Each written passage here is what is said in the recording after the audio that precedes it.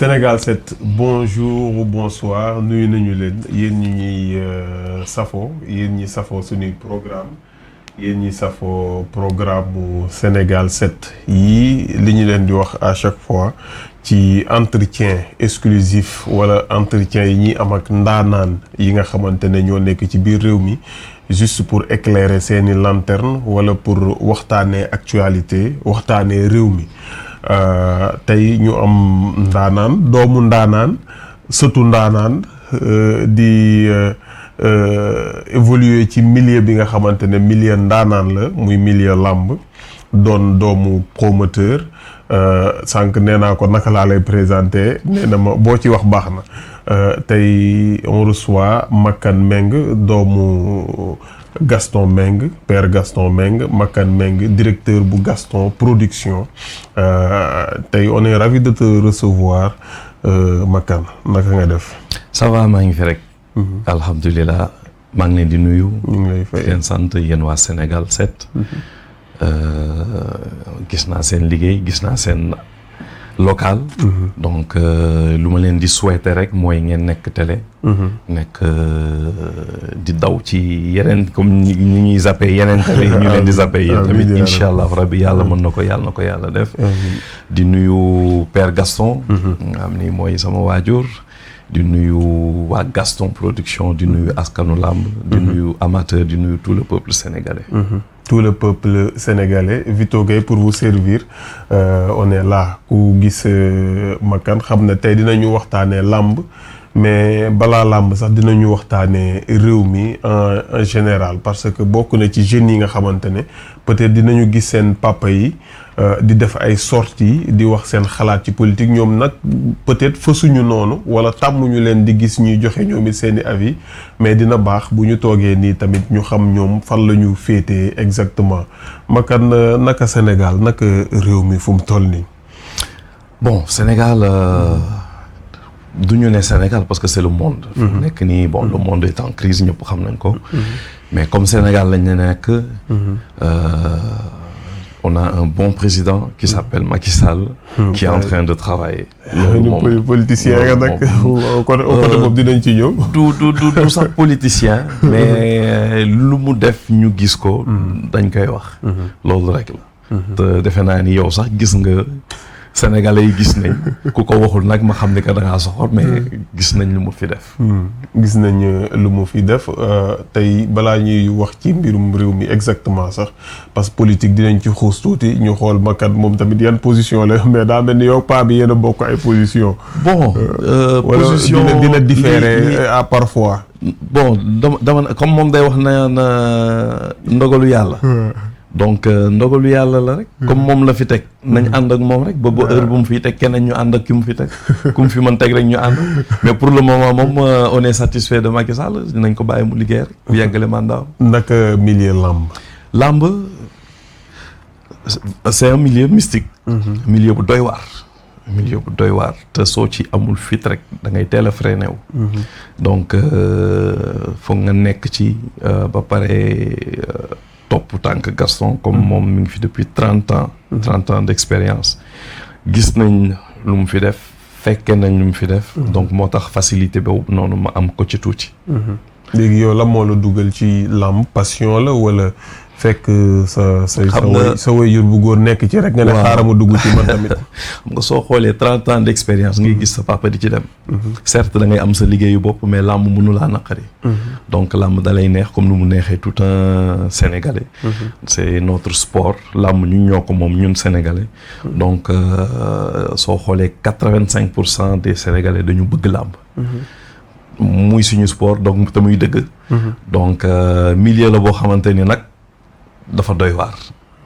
waaw foog nit def très attention. doy waar gi yaa ngi koy wax doy waar gi. mais doy waar ci ban côté. bon exactement. ci ban côté. wala ci yan côté. ci côté yëpp amul du ñu bàyyi benn exception ci côté yëpp milieu làmb dafa doy waar soo ciy dugg daal na nga maanu. def attention. li ngay def na nga ko xam li ngay def na nga ko mën.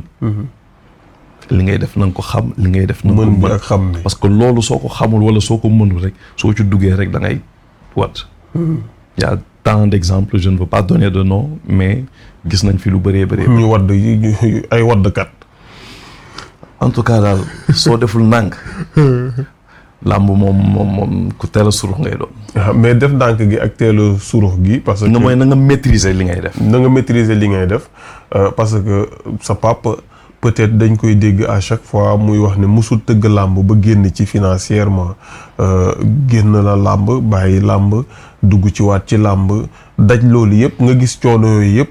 yow en tant que son fils ma yaakaaroon ne normalement da ngaa waroon a daw milieu boobu mais yow nga ñëw dugg ci milieu boobu. ñun dañuy ñëw avec la lutte autrement. c'est-à-dire comme toute société rek. sooy dugg ci dara da nga koy étudier ba pare. donc soo ko étudier ba pare. nga dem uti say pexe. parce que soo amee yenn pexe yi. am yenn connaissance yi. am yenn relation yi. loolu mën na la si jàppale. donc loolu soo ko xasee ba am rek mën na nekk benn facilité ci milieu bi. waaw. mais lutte autrement bi yéen pas bee leen ëpp ay relation normalement. mais dañuy profiter ci relation yooyu. parce que pratiquement moom nu muy liggéeyee man maa ngi sama liggéey certes mais à 70%. maa ngi moom ñooy faral di nekk di ànd donc may xam nit ñi. di dugganteeg ñoom. donc relation yooyu noonu mooy day nekk ci moom day nekk ci man tamit. mais Gaston Production bi nga ñëwee ba léegi nekk directeur structure boobu lan mooy innovation yu bees yi. bon là maintenant on a créé le site internet boo xamante ni mooy YouTube bi am na tamit. yooyu dañu yàgg am contenu. yàgg am contenu boo xamante ni musuñu ci am dara par exemple. musuñu leen ko mettre en valeur. musuñu ko mettre en valeur depuis 92. donc ce qu'on a fait mooy depuis 92 wër nañ télé yi ñu doon liggéeyal yëpp.